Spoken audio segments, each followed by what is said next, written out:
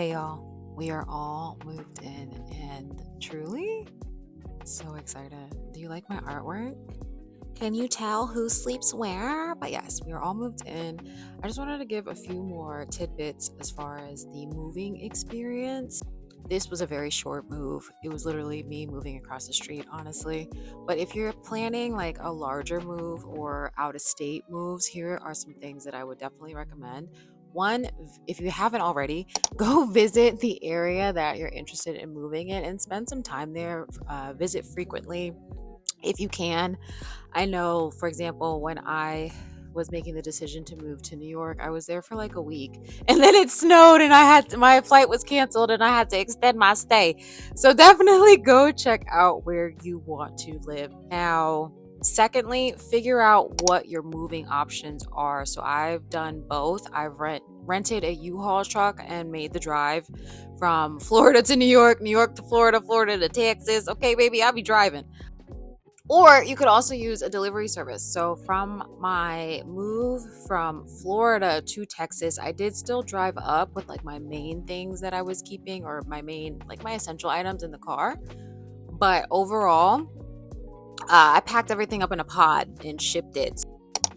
That was equivalent as far as pricing. It wasn't like a huge difference. I don't like making that big truck drive. Like when we came back to Florida or went to Florida from New York, when I was moving out of New York, my mom drove because I was so like just bouncing down 995, which hated it. But yeah, definitely figure out if you're gonna make the decision to use a pod or a U-Haul. If you're going to do a U-Haul, I definitely recommend driving with somebody.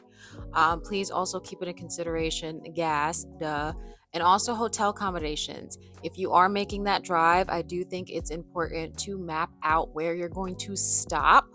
That way you can pick a nice hotel in the area and keep it pushing, baby. Because, child, I also have a very skeptical ass hotel story from making the drive. I could really sit here and tell you all my life. But anywho, and then, yes, as far as packing goes, I went to Lowe's for all my boxes. Again, I was just moving across the street, but things that you want to have boxes of different sizes, a very durable tape, packing materials as far as like bubble wrap or any type of just like protect your mirrors, your glassware, your ceramics, things of that sort. So you want to make sure that for those items you mark that the box is fragile, as well as just cushion those items as much as possible because clearly they can break.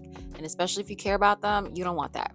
And if you got it from overseas, baby, it was probably 101. So don't do that, okay? Protect your stuff. And then, yeah, move. Make sure, though, as you move, things to make sure that you canceled. So you want to turn off, all your utilities that you had at the previous place. So your energy, your water bill, if you pay that separately, any cable, Wi-Fi, renter's insurance, if your home requires that, you want to make sure that those are things that you cancel.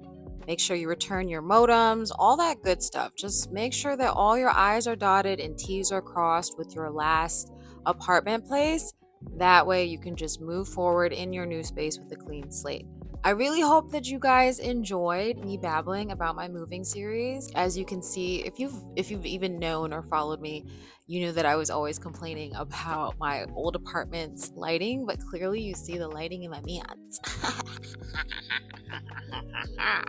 And honestly, I'm just gonna do all the womanly detail touches before I actually get into work today. So if you want to see that, I will definitely maybe record that too because I kind of feel like it. Because, baby, why do you have so many plastic containers that don't have the right lid? My mom has that too, so I can't really, criticize, but baby, we gonna take care of that. And we definitely need a vacuum. As I sit on the floor. Okay. Toodaloo. Till next time.